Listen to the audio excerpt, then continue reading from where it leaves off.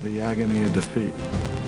To see a hands catch that day was a day of glory, but also, to be honest with you, in the back of my mind, I remember the fact that we could have won a Super Bowl that year.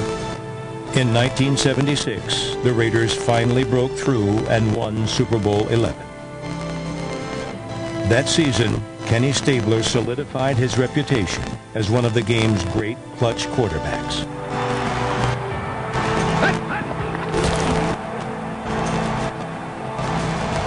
Stabler rolling to the left. He's going to go. Woo! Runs it in. Kenny Stabler, touchdown Oakland. In 1977, his fourth down completion to Dave Casper in a playoff game against the Colts led to an overtime victory and earned the name the Ghost to the Post. In 1978, Stabler produced another one of the game's great miracle finishes, the Holy Roller. Stabler back. Here comes the back. He sidesteps. Can he throw? He can't. The ball flipped forward is loose. A wild scramble. 2 seconds on the clock. Casper grabbing the ball. It is ruled a fumble. Casper is recovered in the end zone.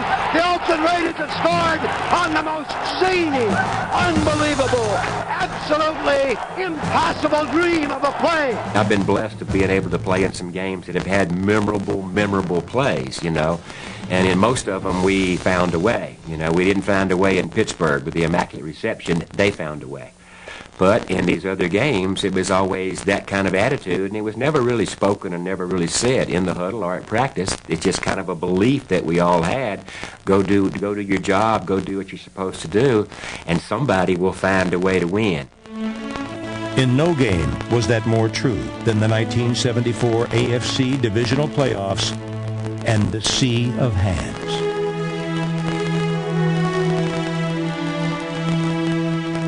3 decades after his game-winning catch, Clarence Davis still has the ball firmly in his grasp.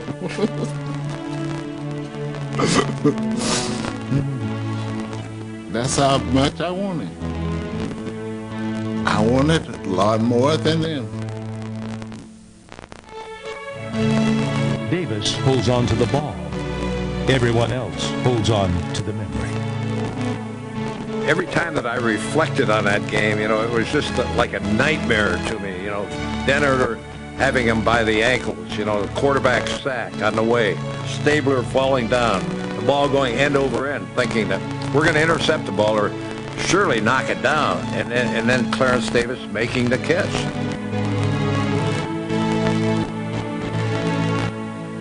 It's just, it's a nightmare that still lives with me. When he threw that, I mean, as a coach, you're thinking, you know, when you see a pass, then you see the rush come on, and you say, oh, no, you know, don't take a sack, and then you see him go, oh, good, you get rid of it, and then you see all this stuff, you go, oh, geez, he threw it right into him, and then Clarence Davis catches it. So the whole game was a roller coaster, but that play, if you look at that play, was a roller coaster. You're up and down, and pretty soon, guys are carrying you off the field, and you have no idea what the hell you just did.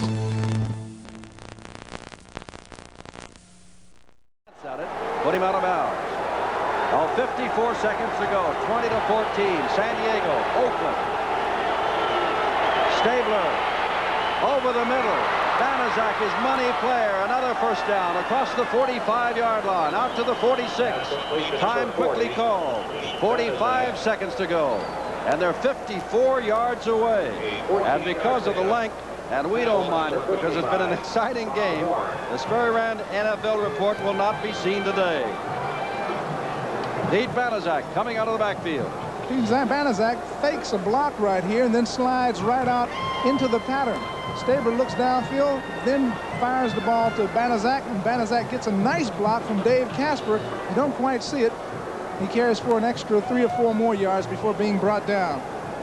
Stabler talking to John Madden. Final score, Miami 42. Baltimore's failed to score in their first 2 games and have given up 80 points.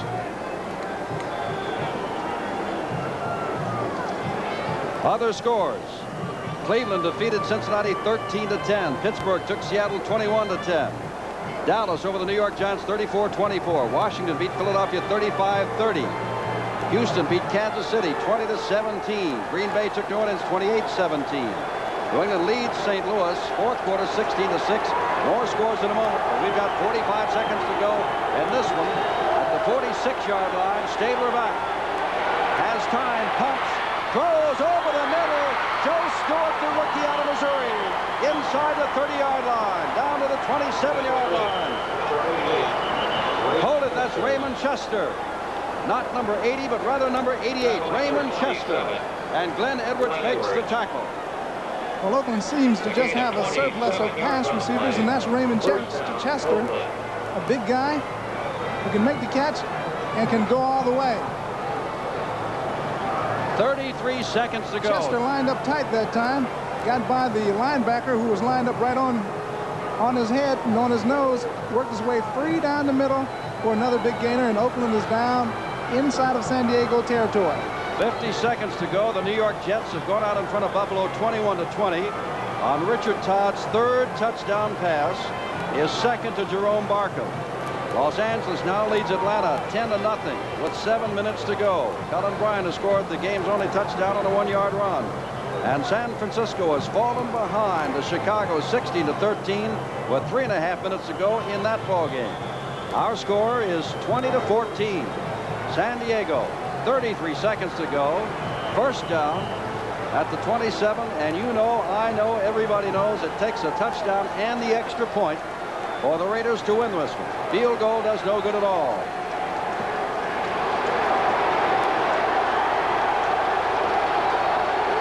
First down.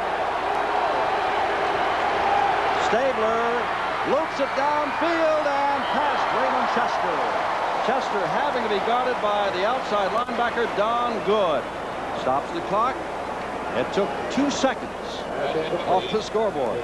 Well, it only took 2 seconds off the scoreboard clock, but Stabler had to throw that ball a little bit sooner than he really wanted to. The Raiders are employing this 4-receiver offense right now.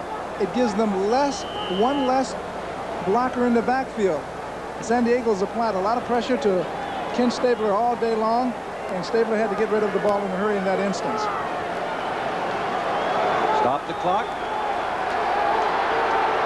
Letnikoff, line to the right. Stabler back.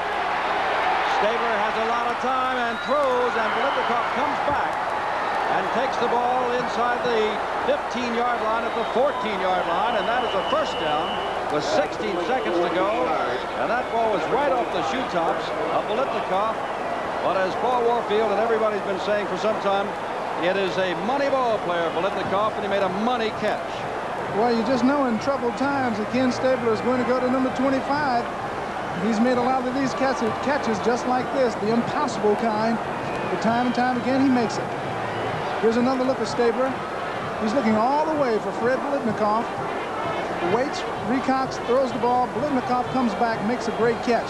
16 seconds to go. Executive producer of NBC's football is Don Omeyer.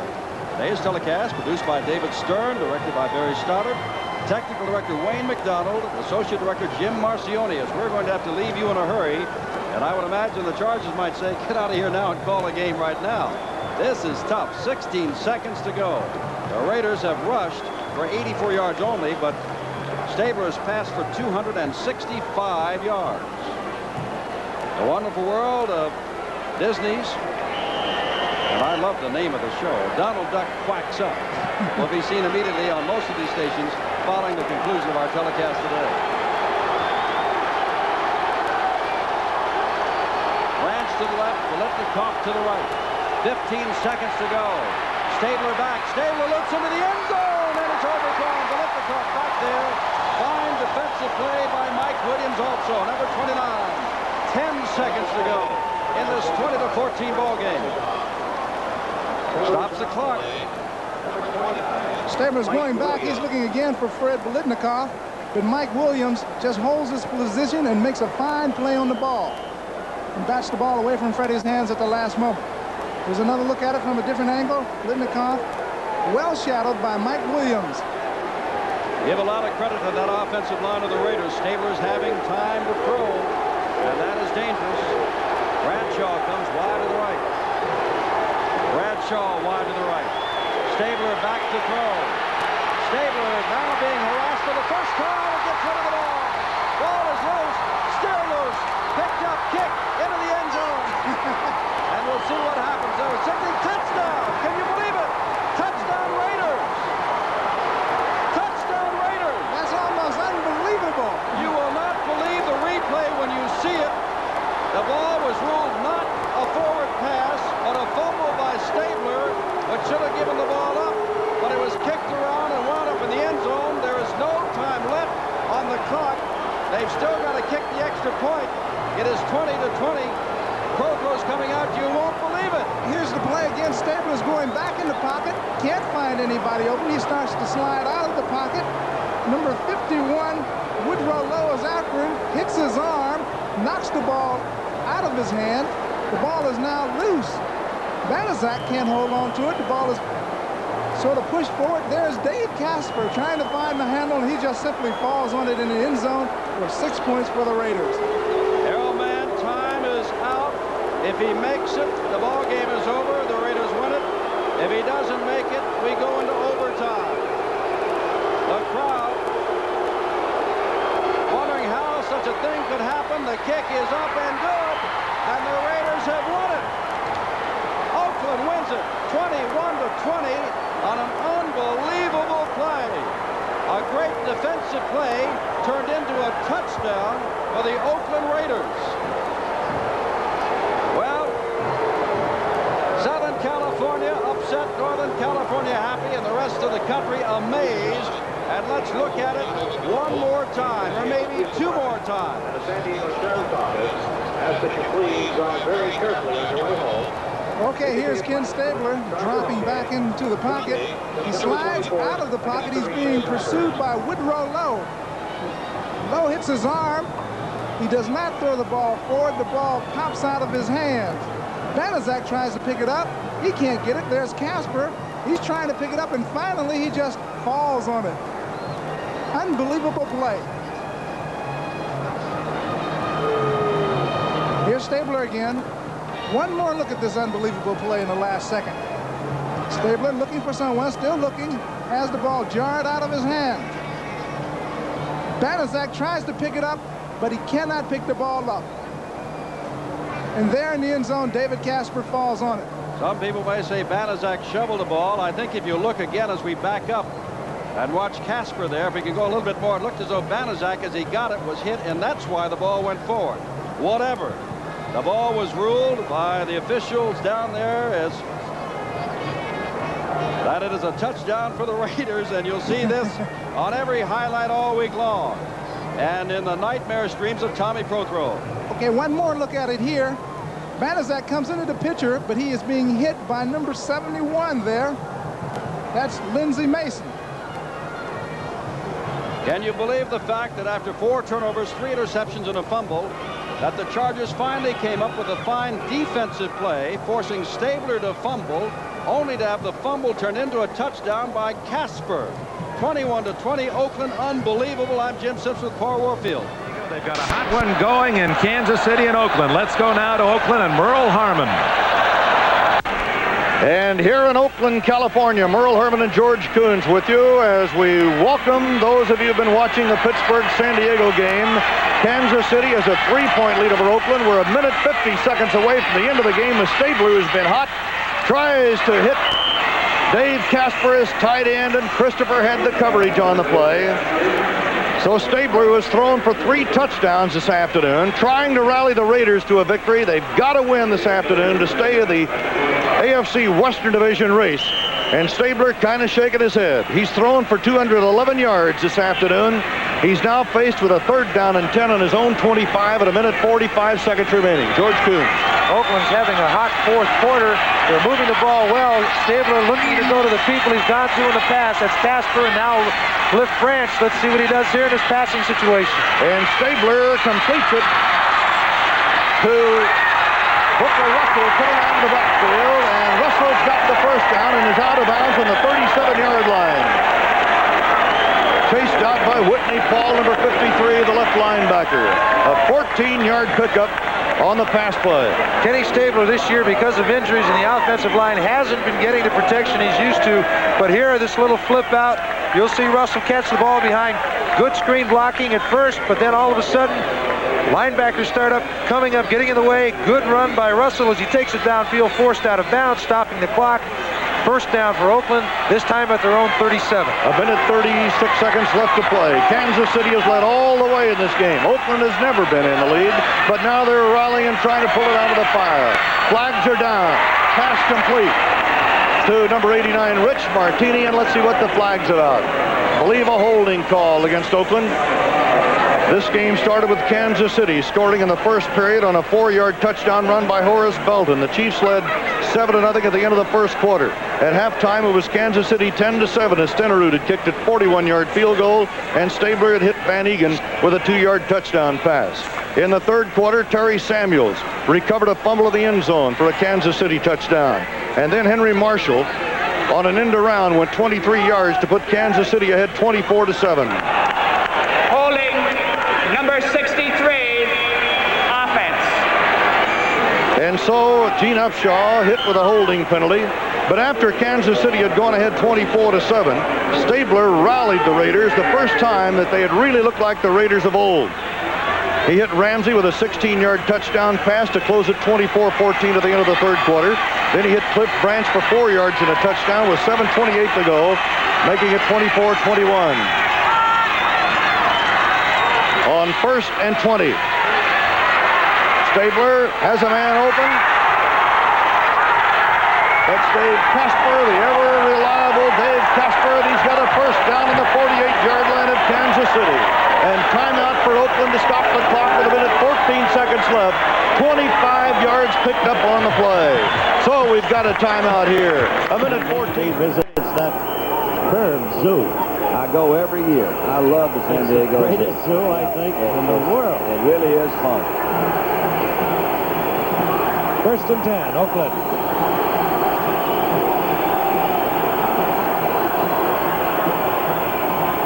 They'll play first down. Tries to get the screen back. It was bobbled, I believe, by Van Egan and taken by Dalby. I love it. Dalby sees a football in it. I'm going to catch it. And the statistical chart that Dalby will go down with one reception. What is that now? Does that go as a reception? A curious thing. Sure, it's a reception. You can take it from a deflection. He couldn't, of course, not handle it with that 50 number. He gets a yard out of it. It'll be 2nd down and 9. Everyone becomes eligible once an eligible receiver touches it. I'm glad you told me that, because that works. Looks like these shells lined up in the backfield. It's a new rule. Complete. Cliff Branch, and what a move. Goodbye. Catch him. Goodbye. There are no flags down. Is that wild? That happened fast. 3:19 still left in the game. Cliff Branch, who was a 9.3 sprinter in his days at the University of Colorado, when he gets the running room, you can write it off. He can really motor. Well, it was not anything fancy, just one little outside. Look at that move he put on Eric Felton. What a beautiful block right there. Let's see if we can get that guy's number. The man who threw the block. Eric Felton is the second-year guy trying to recover, but this is the move right there. No way close. It was Whittington that has made that block. That's right. Arthur Whittington. Now let's see. Breach in the kind of position he was in against Kansas City when he missed this very kick on the field goal that would have tied the game. Actually, he was closer than this by about a yard. Maybe that threw him off. Sideline now, but what a big play he just turned in. Well, you will see Dave coming. Well, you see him on the right side of the screen where he fakes falling down, gets up. Kenny Stabler looking around, finally getting the ball to Casper, who makes a juggling catch. But watch the move as he runs by number 52, Howard, getting 25 yards for the Oakland Raiders inside the 50 of Kansas City. A minute 14 seconds left. Kansas City ahead by 3, but it's Branch at the 30, Branch at the 25 and out of bounds. And the Raiders are still alive. M.L. Carter had to chase him out of bounds after a 23-yard pickup as Stabler hits Branch on this crossing pattern. Cliff Branch, 9.5 speed on a crossing pattern. You see what happens. Number 26, Barbaro trying to stay up but can't as Branch turns it up. Only a good pursuit angle by number 42 Carter takes him out of bounds as Oakland has a first down on the 25-yard line of Kansas City.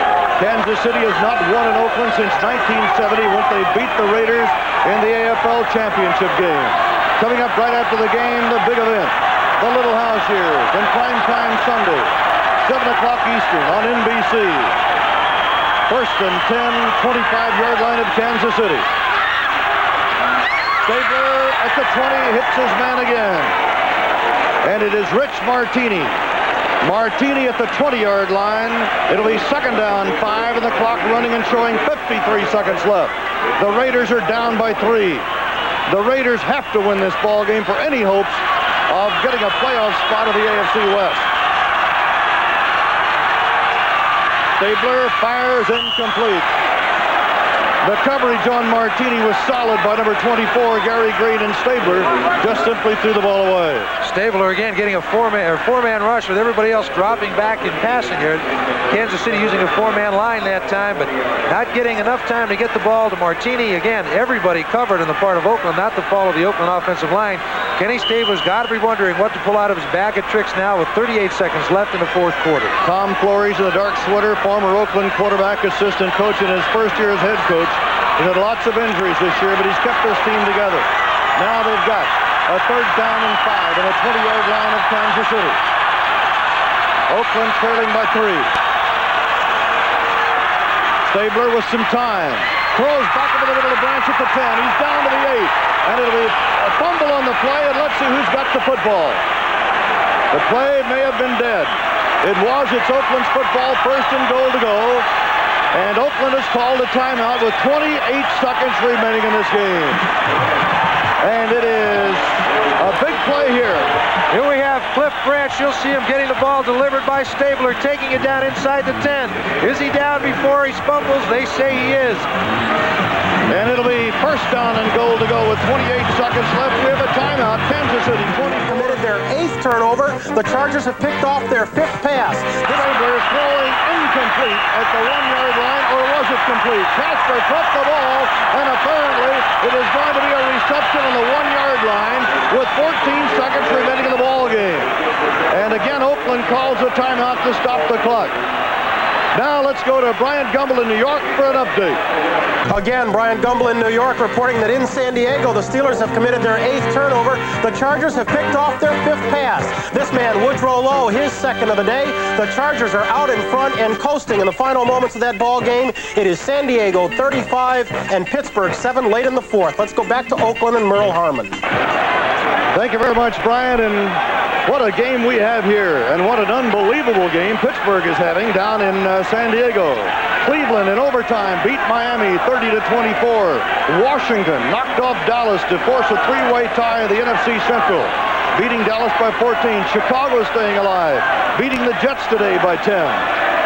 And the Buffalo Bills on 4 field goals by Nick Mickemeyer beat Green Bay by 19-12. New England swamped Baltimore to take over first place in the AFC East. And Philadelphia defeated St. Louis 16-13. Minnesota a winner over Detroit. And San Diego leading Pittsburgh big in the 4th quarter, and Jim Breach has come in to that huddle. We have 14 seconds remaining. He's down on the sideline, all huddled there, as Oakland will try to punch it in. Todd Christensen, Booker Russell, and Mark Van Egan. And Van Egan goes to the wing. It is a goal-to-go situation. And Stabler throws that ball up in the air. It bounces around. It goes incomplete. Stabler underhanded the ball as he was being tackled. You talk about throwing it into a crowd. Oh. Well, Stabler knew he didn't have any timeouts left. He only had 14 on the clock. He had to get rid of it, and the game was over. So as a result, he dumped it up and hoped for a call his way. 3rd down and 1 coming up.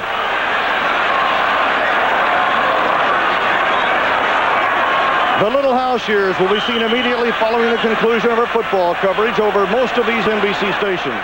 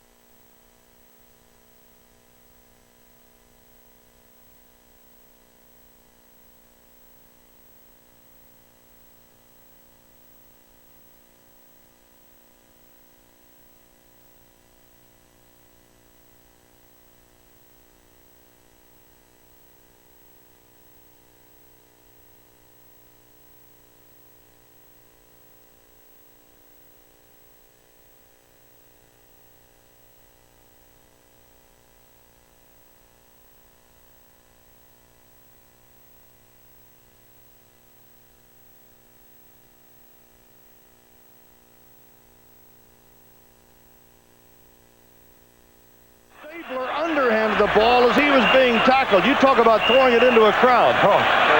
Well, Stabler knew he didn't have any timeouts left. He only had 14 on the clock. He had to get rid of it, and the game was over. So as a result, he dumped it up and hoped for a call his way. 3rd down and 1 coming up.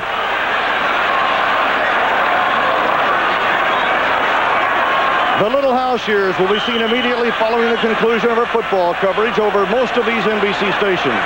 On the West Coast and most Mountain Time Zone stations, it will be seen in its regular time. Jim Breach will try to tie the game with 8 seconds left. From the 8, Hum will hold it. It'll be an 18-yard effort. So it's all on the shoulders and the foot of Jim Breach. He pops it, and he missed it. Jim Breach missed a chip shot. Up close, maybe too close. Sometimes a team will take a 5-yard penalty to back the ball up a little bit. But Jim Breach missed it. Here we are, just a chip shot. You called it, Merle, and he pulled it left. Look at his reaction as he sees it with 8 seconds to go. Now 5. His team is out of it. Jim Breach, I'm sure, a very disappointed man, as are all the Raiders. It looks as if the Raiders' playoff hopes are over for this year. And so with 5 seconds left, a timeout. As Jim Breach comes to the sideline, he leads Oakland scoring with 65 points. He missed one close end, and nobody feels worse than he does. And 5 seconds remain as Kansas City will try to lock it up. Oh, boy. And Marv Levy, seeing his team about to break a 5-game losing streak and to win its 2nd game of the year over the Oakland Raiders, having beaten Oakland 35-7 earlier this year, and you feel for Jim Breach. So the Chiefs take the ball at the 20. Stay tuned for the Little House Years following over most of these stations and at the regular time on the West Coast as Steve Fuller, the rookie quarterback from Clemson, goes to the ground to let the clock run, and it's all over. And that's the end of the ball game. And the final score, the Kansas City Chiefs 24, the Oakland Raiders 21. As People's Commissioner of the NFL, my question is, why isn't former Raiders quarterback and 2-time Super Bowl winner Jim Plunkett in the Pro Football Hall of Fame? Hell, anybody that could fit that head into a helmet deserves to be in the Hall of Fame. Did you know that Jim Plunkett's mother's Mexican? Could it be that he's not in the Hall of Fame because NFL stands for not for Latinos? Hey, what about his stats, George? Valentita loco, stats. You want stats? Cabrón, I'll give you stats. Dime. Mira, Jim threw for more touchdowns than Joe Namath, Phil Simms, Roger Staubach, or Joe Theismann. And he ran for more touchdowns than Aikman, Favre, Len Dawson, or Norm Van Brocklin, Flying Dutchman, my ass! And he won more Super Bowls than Fouts, Tarkington, Kelly, and Dan Marino combined. Sorry, Dan, I know you're my homie, but you lost, eh? It won't hurt the Hall of Fame to let us move in. The Rock and Roll Hall of Fame let Santana in. It's not like he brought 8 of his cousins with him. Let's look at a few Hall of Famers and consider their qualifications. You tell him, carnal. Órale. Órale. Walter Payton. Remember? You remember? One word. Sweetness. My favorite player. No question. Hall of Famer. Joe Namath. Broadway Joe. Scored more than any man in professional history. Not a bad football player either. Hall of Famer. Terry Bradshaw. Couldn't spell Prozac if you spotted him the Z, the A, and the C. Thought his best work was done in Cannonball Run. Hey, all right. But he won 4 Super Bowls. Hall of Famer. Give me a little credit. This is too easy. Plus, I'm afraid he might kill me. Like if Pete Rose can't be in the Baseball Hall of Fame, they had to throw O.J. Simpson's ass out of the Football Hall of Fame. And any other players whose wife has 911 on the speed dial. So what do you think, my man? Plunkett in the Hall of Fame? That works for me. And Tom Flores isn't in either. Flores is Latino. I thought he was Italian. Hey, this is George Lopez, the People's Commissioner, alongside the People's Quarterback, Jim Plunkett, for Inside the NFL. Shoo! Jim, Jim, Jim, Jim, Jim, Jim. Well, we have a Hall of Fame. Jim. Man, we're all to the good case. We have a Hall of Fame voter right here, standing in the shadows, Peter King. Why isn't Plunkett in Canton?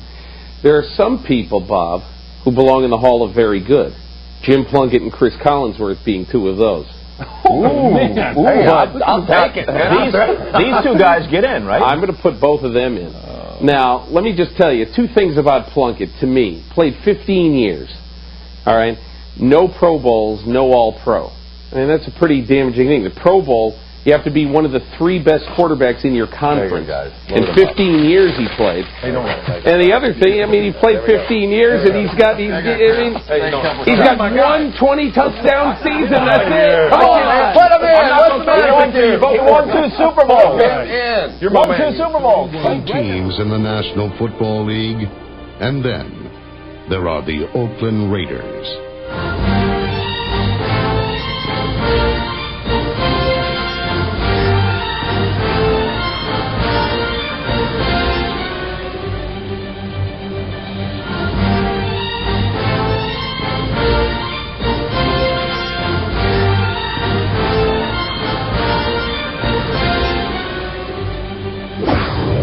The Silver and Black Show, with 2-time Super Bowl champion Jim Plunkett and the voice of the Oakland Raiders, Greg Papa.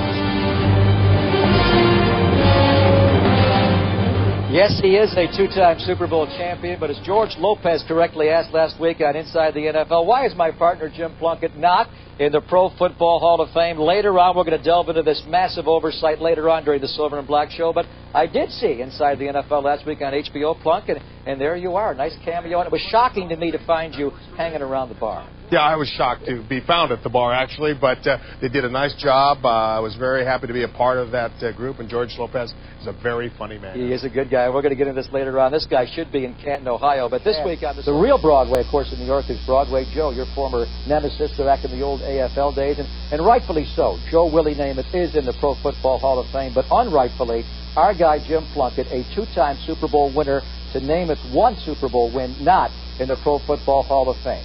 Here is last week's edition of Inside the NFL. Comedian George Lopez, with a serious vein, makes the point we should all make. Jim Plunkett should be in Canton, Ohio. Could it be that he's not in the Hall of Fame because NFL stands for Not for Latinos? Jim threw for more touchdowns than Joe Namath, Phil Simms, Roger Staubach, or Joe Theismann. And he ran for more touchdowns than Aikman, Favre, Len Dawson, or Norm Van Brocklin, Flying Dutchman, my ass! And he won more Super Bowls than Fouts, Tarkington, Kelly, and Dan Marino combined. Sorry, Dan, I know you're my homie, but you lost, eh? So what do you think, my man? Plunkett in the Hall of Fame? That works for me. And Tom Flores isn't in either.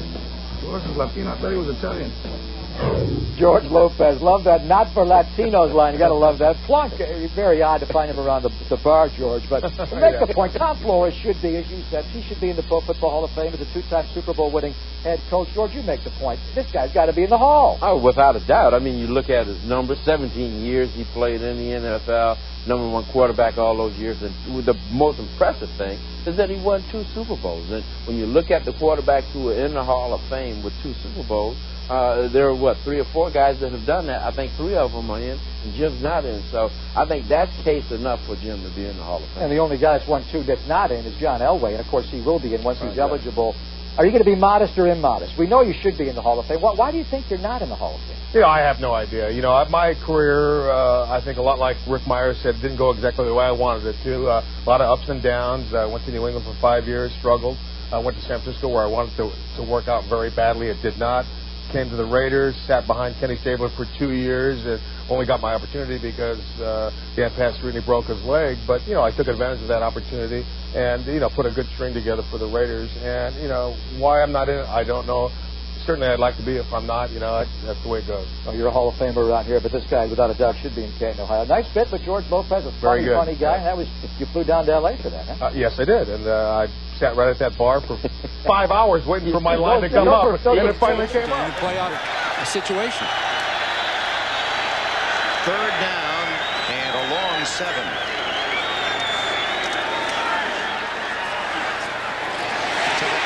Horton right at the yardsticks. Kansas City 48-yard line. J.C. Pearson and Kevin Ross there. Now that took touch.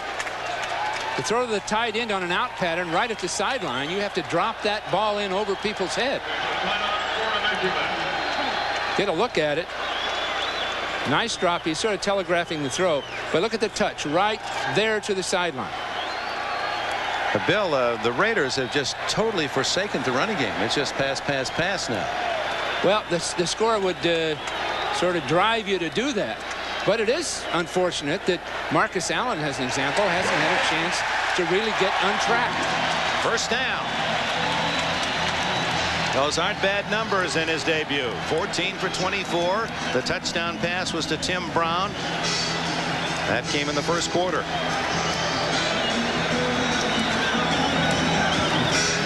Said he wore 13 at Southern California, had enough of that unlucky number. He wanted 12, and growing up with his dad, a former Raider, he rather admired the left-hander Stabler anyway. Wanted his number.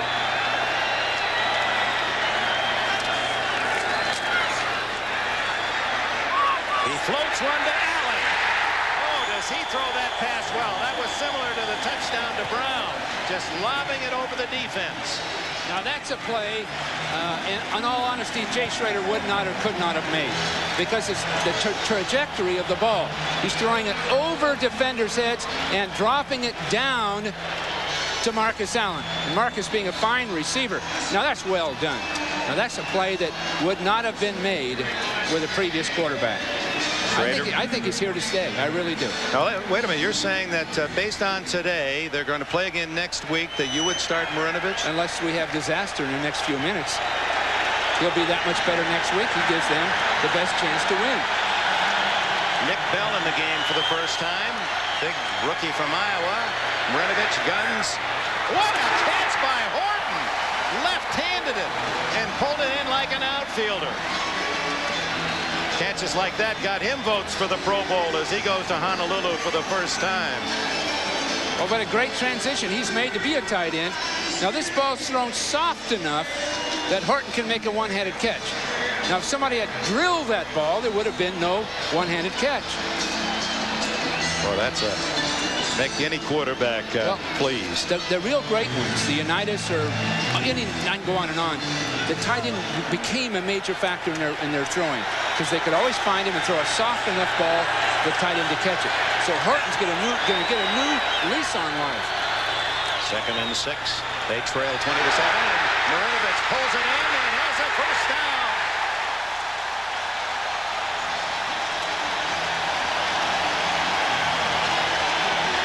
Oh, he's got this crowd with him now.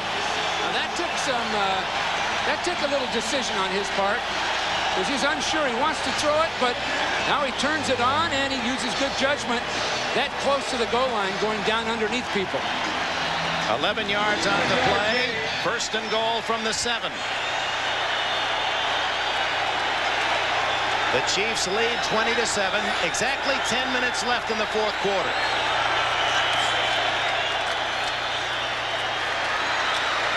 Underneath to Brown, and he may have fumbled. Now they're going to call it an incomplete pass. Would have been a yard loss had he caught it. Well, you'd assume. Uh-oh. Marinovich slowly getting to his feet and wobbly. 2nd and goal. Apparently Neil Smith caught him just as he threw the ball. Right up around the helmet. That worries you about the game of NFL football, because Neil knew that Todd had thrown the ball when he hit him. He knew he had thrown the ball. And that's where I think a different interpretation of that rule is in order. I'm not sure that Marinovich has all of his senses. You know, he just had that glazed look of a boxer that just taken a big right hand and wisely calls timeout. 9:49 left in the 4th. Lead, less than 10 minutes remain as the defense cheering Marinovich, and the Raider offense 2nd and goal from the 7. The draw play wouldn't be bad to the halfback. Nope, not going to get it. Sprinting left.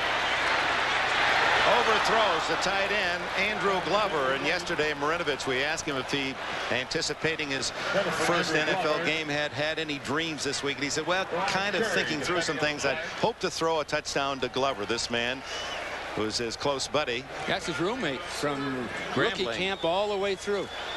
The two of them have hung together, or came in together, and he's been productive, Glover. Yeah, that's Marinovich not playing.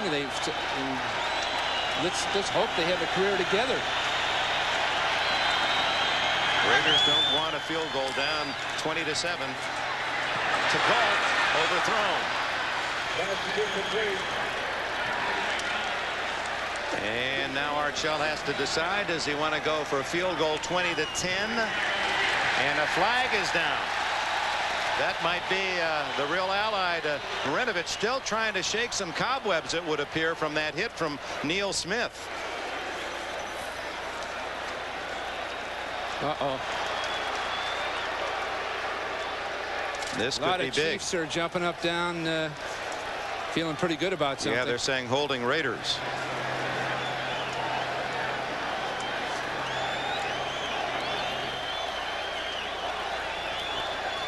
Now we're going to know. Holding offense, number 88. Penalty decline. Brings up 4th down. Tight end Ethan Horton guilty of the hold. They decline it and force the decision by Archell. You go to the field goal? You got to go to the field goal right here. Even with 9:38 left. Yeah, because it'll bring them to 10. They need a touchdown and a field goal to go to overtime. So you'd kick the field goal. Apparently not. No. That's Terry Robisky, the offensive coordinator, with his final choice of play to Marinovich. See, Dick, if the 3rd down play had been a run and gotten them down around the 2-yard line, then you could go for it on 4th down and feel comfortable. But they threw a ball, incomplete pass. 6 seconds, 5 seconds. See, now they've run out of time on the play clock. Just let it run out. Take the 5-yard penalty. Kick the field goal. But they called another timeout. They're going to obviously need the timeout at the end of the game. They're behind. But that's, of course, the experience of the quarterback, and he's trying to do what he thinks is right. But I would assume the coaches wouldn't want a timeout at this point on the field. Even if they're going for it, the extra 5 yards won't hurt. Gives them more room to throw the ball. That's a good point. You know, those timeouts are so precious, and often everyone's in a hurry to spend a timeout to save a 5-yard penalty, and you wonder why coaches don't drill their quarterbacks, especially early in the game. Hey, save it. Go ahead, take the 5-yard penalty. Well, so much of football now is game management. Those kinds of things, managing it. Of course, you've got a young rookie quarterback, and he makes decisions that that others can't protect him from. Robisky, who is the Raider chess champion, you see him resetting the clock. They had let some seconds tick away. Marcus Allen is the only one who's really challenged Robisky's domain as the top man with the pawns. Well, I guess it's a chess game every day, and Robisky goes down into the players and just wipes them out day after day. Apparently Ethan Horton's sort of discouraged. Well, he hopes he has the crucial move here. Yeah. Probably the game if the Raiders don't make it. But they make it to Ethan Horton.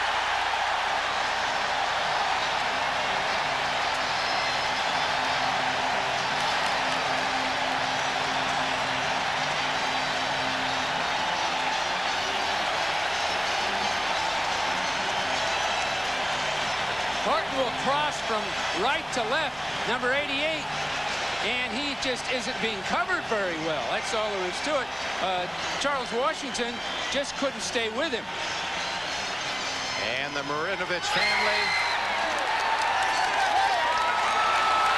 cheering the results, as they did for their son when he was the first ever California high schooler to pass for 9,000 yards as a prepster. You know, this reminds me his high school career to someone like Jerry Rice catching the ball. You know, Jerry would catch 100 balls a day in practice. He'd catch 100 passes a year in games, and Marinovich threw the ball so often, so continuously, all through his previous career, that it's become much more natural to him. Jay Schrader, on the other hand, as you know, Dick, was a baseball player, played very little football. When the Raiders moved into the Los Angeles Coliseum, they drafted the UFC Heisman Trophy winner who had just gained more than 2,000 yards running on this fabled turf. His name was Marcus Allen. pro scouts had proclaimed that he lacked superstar speed. But with the Raiders, number 32 showed that he simply knew how to run, and proved it by gaining more total yards than anyone in football.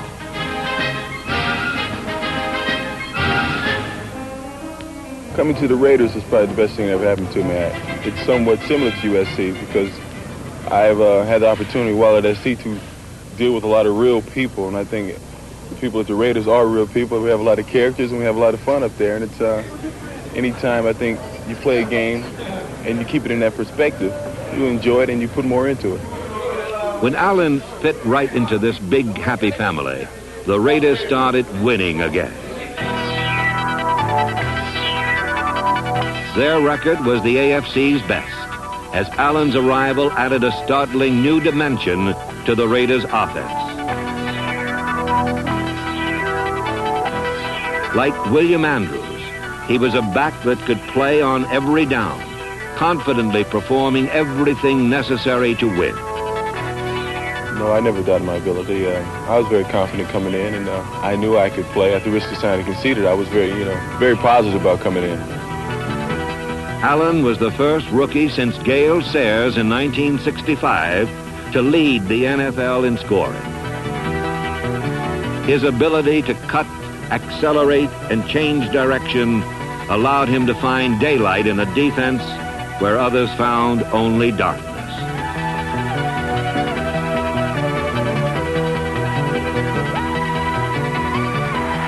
This elusive Raider was the NFL's Rookie of the Year.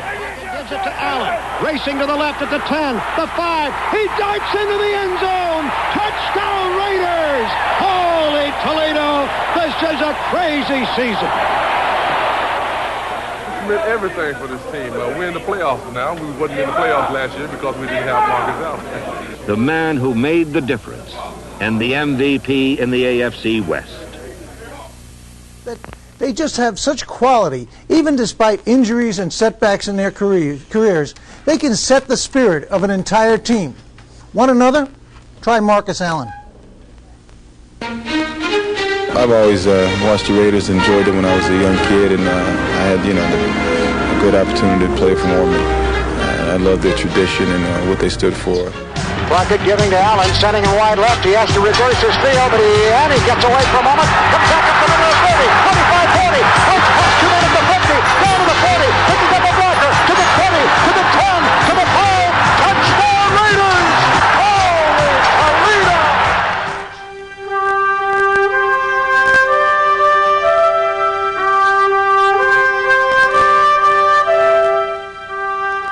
Once, he was the classic Raider. Now, he wants to be traded.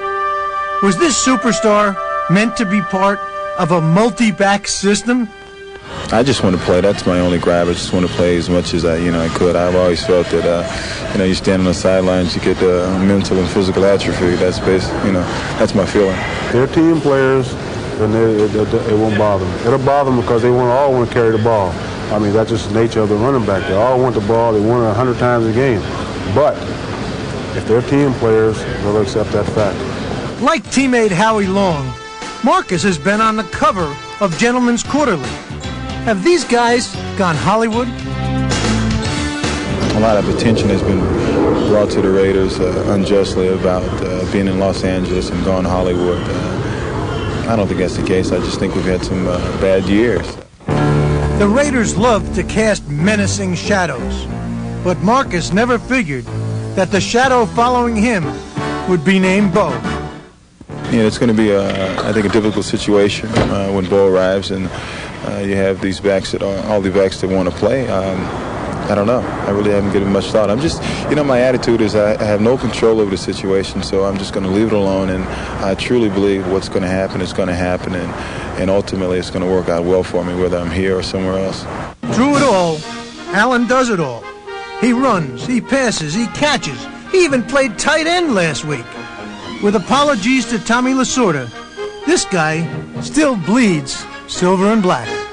You have to go through, I think, a bad period to really appreciate the good. I think we played well so long, and we kind of taken winning for granted. But I'm kind of look back in retrospect. I'm glad we had some difficult years because now that we're winning, it makes it really, it makes it real sweet. Has long electrified the game he loves with spectacular performances, such as the one he turned in during Super Bowl 18. In just his second pro season, Allen secured his reputation as one of the NFL's premier running backs by rushing for 191 yards. His field, but he gets away for a moment, comes back up the middle of 30, 25, 40, Allen catching, past 2 men at the 50, down to the 40, picking up a blocker, to the 20, to the 10, to the 5, touchdown Raiders! Allen looks back on his entire performance as having a kind of mystical quality. That was the one time that I remember being in a zone, if you can remember such a thing. I mean, everything was going absolutely right. I mean, the visualization of holes, things were moving in slow motion, and I felt that at least they were moving in slow motion, and I felt that I was at top speed at all time. It was really a strange thing, but a wonderful thing, and I got it at the right time, and that was at the Super Bowl. He played one of the great Super Bowl games that have ever been played, and he was a superstar then.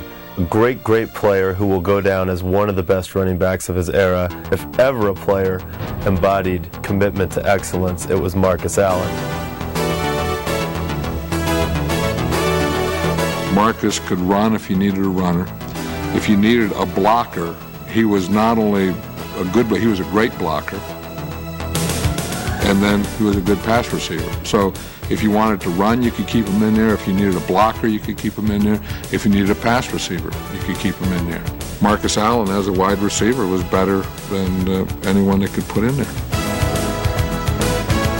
He got 2 touchdowns on me the first time he ever saw me, and I thought I had him covered. He was running beside me, and he looked like he was just gliding, and he started to separate from me. I've only gone into a locker room one time in my life to congratulate a guy on the other team for being the ball player that he was, and it was Marcus Allen. And I walked over to the locker room and I told him, I said, I just want to tell you that I think you're one hell of a ball player. He's fearless. You can see that in the way he hits the hole, because he hits the hole as hard as he can. That's the first attribute I look for in a running back. Is he really running into the hole as fast as he can get there? Because that's fearless. You have to not be wondering if it's going to be open. He has a very smooth gait. It's an easy stride, and then he has great vision. He can see, like peripherally, I think he sees completely down the line of scrimmage, and he sees completely to his outside, and he takes in all that information at one time. His running style avoids punishment. He rarely gets hit clean. Right at the last instant, we're talking about 1/100th of 1 second, he avoids the full shot, much like Muhammad Ali did. You can't really get a good hit on him. Because of that, he's been able to sustain himself. Marcus had the toughness of a Dick Butkus, but had the gracefulness of Paul Warfield. He had the style of a Juice. He could give you the Gale Sayers. He could do anything that he wanted to do on the football field. And that's what made Marcus, to me, one of the greatest all-around athletes to ever play that position. When he got to Kansas City, it was the same old Marcus. I mean, he was just a guy who was out there, who was giving it all he had. Sweep right side, Marcus, big hole, 30, 25, cuts inside, got a block, 20, cuts it, twists the other way, 15, 10, foot race to the 5, running to the far sideline, he's got it, a touchdown! That first year that he was in Kansas City, he made the Pro Bowl. I mean, it's unbelievable what this guy has done. He does it probably prettier than anyone else. When I see him play, I mean, I just have to watch him because what he does, it's not only effective, but it just looks good. The running backs for our team, we always watch all the other backs.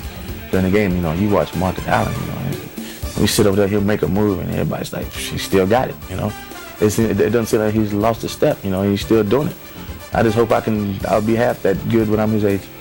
Even at age 35, Allen's skills near the goal line make him the man Marty Schottenheimer calls on when a tough touchdown is needed. Hey, let's go our best play with our best player. What do you call? What do you think we call? 14 flat. I gotta know. Everybody in this place knows. They know.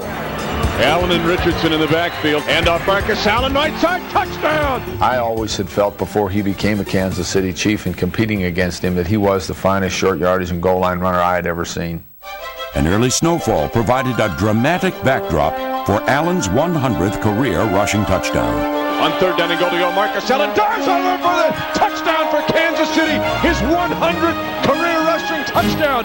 And in the snow, the legends of Walter Payton, John Riggins, and Jim Brown wait for him. The only 4 men in the history of the National Football League to have 100 rushing touchdowns. I've always had I think a tremendous desire to be different, not to be an average player, to stand out from the crowd. And I think I've done everything that I possibly can to see that has happened. This unique athlete has soared above defenders and bobbed and weaved away from hard tackles. But the true mark of Marcus Allen's greatness is the way he has outrun the ravages of time.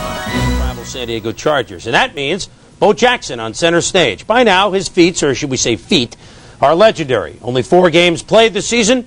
Bo rates 6th in the AFC rushing with 467 yards, averaging an obscene 7.4 yards a carry. He's a man that lets his actions speak for themselves, except today on game day, Bo knows Bo. There was always violence in my childhood, whether I was beating someone up or somebody's trying to beat me up, or you always had to take care of yourself. And being the 8th of 10 kids, I was always into it with my older brothers and sisters, just about something. When I'm out in the field, I hope I have animal instincts, because out there you got to be the attacker instead of the attackee. And every time I touch the ball or every time I'm trying to block, I do my damnedest to attack the opponent and try to catch them off guard or try to beat them to the punch. Right before the snap, I'm looking the linebacker right in his eye, because I don't want him to know. I don't want him to think that, well, hey, this guy's timid and he is afraid to run the ball. I look him in his eye because I know wherever I go, he is going. And upon getting the ball, I wait for my blocks. And like I stop breathing, everything gets quiet, and then when the hole's there, I hit it, and when I'm in the open, everything comes back to life. I can hear the people cheering, and I could hear the blocking going on, but that's all behind me now. The only thing that I'm trying to do is get to the goal line. I've always strived to be better than the next person, and I never accepted the fact of being a loser. So I guess with that and striving to do the best job that I can when I'm out on the field, that's not for me to say. That's not for Bo to say, really. I've been doing this for 11 years now, and I don't see Bo as a great athlete. The great athletes are a thing of the past. Great athletes are a thing of the past, Tom. Well, what is he? Bo must not see himself. What he does for an offense, physically interesting. The offensive linemen have an easier time blocking. You don't have to open up a hole, just a small seam, and he's through it and gone. And he also opens up things for the receivers, because once you run play action with this guy, it has to be respected by the DBs. Now Fernandez and Galt can get deep. Raider football is back. I think we can go out on a limb and say that Bo is amazing. That's a fact. But here are some more facts and figures as we steamroll towards the start. It is stopped at the 3:24 mark. That would be the second Bengal timeout. You keep saying this is the play of the game, but this is the play of the game. If the Raiders can get a first down here, then they're going to be able to run the clock down to 0 or kick a field goal.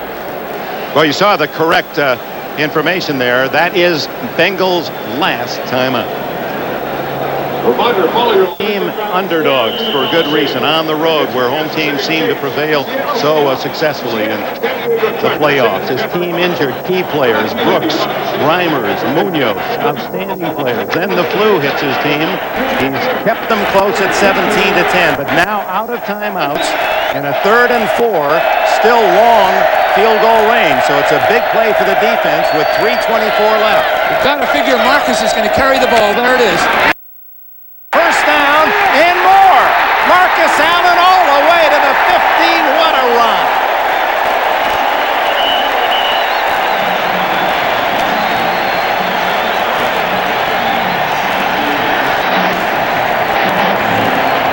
Just again, Max Montoya and Steve Smith and Steve Wright pull. Where's Montoya's trap? There's Wright turning back. Now look at this guy's balance. What a clutch player. Of all the people in football, he's the guy you'd like to see with the ball to take time off the clock and to finish somebody off. 135 yards, his best rushing game of the season. Of course, he's been sharing that the latter part of the year, and Max Montoya with sweet revenge, throwing a key block against his former teammates. Allen again, no way to stop the clock for the Bengals, gets back to the line of scrimmage. Montoya coming to Los Angeles, surprisingly to Cincinnati. He has a restaurant in the Cincinnati area. His two children go to school there. He loves Cincinnati, still lives there, will go back to Cincinnati. The Bengals didn't figure he'd go plan B, but the dollars were too big, and the Raiders put up a six-figure increase in his salary. He said, I had to come here. It's amazing. He's from Los Angeles, a very attractive place to live, but he wants to live forever and bring his family up in Cincinnati. Says the schools are great, the atmosphere is great, and you hate to see him leave his parent team. Here's the 2-minute timeout for Cincinnati, and the Raiders with the ball at the 15-yard line, Bengal territory, and a touchdown lead. And this large crowd, the largest of the entire National Football League season, 92,035 in attendance, and most of them supporting the hometown Raiders are already looking to next Sunday in a Raider-Buffalo rematch. Remember, they played earlier in the year. The Raiders led by 10 points in the fourth quarter when the Bills pulled one of their many fourth quarter comebacks, scored 24 unanswered points in the fourth quarter to win at 38-24. That would be a great matchup, and I'd have to assume that'll be the matchup. The only problem with the Raiders is they just don't get on the scoreboard enough. They execute well. The design of what they do is good. Their players play beautifully, but they just don't get on a scoreboard, and that would worry me with them going in against the Bills, because the Bills are really scoring. Meanwhile, the Bengals' very slim hopes come down to 2 minutes, second down and 10. And if Schrader does no more than just protect the ball, he can almost consume the necessary time with that 45-second rule. Now's the time to go for the ball. That's all. The only hope there is. Somehow wrench the ball away. Steve Smith. And the big guy from Penn State just embracing, hovering around that football, brought down by Fulcher. And the clock ticks away. Well, Sam Weiss brought this team in with their foot to the floor. I mean, they had the throttle all the way down, and they had an excellent game plan. They played their hearts out. They've had a fine year, and to come in here with all those disadvantages and problems that have cropped up, this guy has done a masterful job with his team, as has Boomer and the entire team. They've got nothing really to be ashamed of. We hope you'll stay with us. We'll have a final wrap-up of this playoff Sunday. Tim Krumrie wearing the wounds of this difficult play. O.J. Simpson is endeavoring to locate Bo Jackson. We'll get a word from him prior to the Raiders going back in the locker room. And the Raiders use a timeout at the 1:12 mark. The play clock is at 25 seconds. It's an interesting timeout. I would guess that Schrader just wants to be certain no mistake is made on this play call, that he's going to get it firsthand from Art Shell, the youngest head coach in the National Football League, and his young coordinator you see on the left, Terry Robisky. We will indeed have a chance to wrap up the day's play with Bob Costas and company on NFL Live. There's one of the young Raider fans, perhaps a son of one of the Raider players. He's with Bo Jackson. That could be one of Bo's sons. There is number 34, who's love for children is quite apparent. Those of you who have read his book, doesn't really have a relationship or didn't with his father. He wants most of all, when you talk about all of his athletic prowess, what he always brings forth first in conversation is his desire, ultimately, most importantly, to be a good father. Those are, we understand, both of those young children, and you can't see in the periphery, but there are 50 agents waiting to sign them up.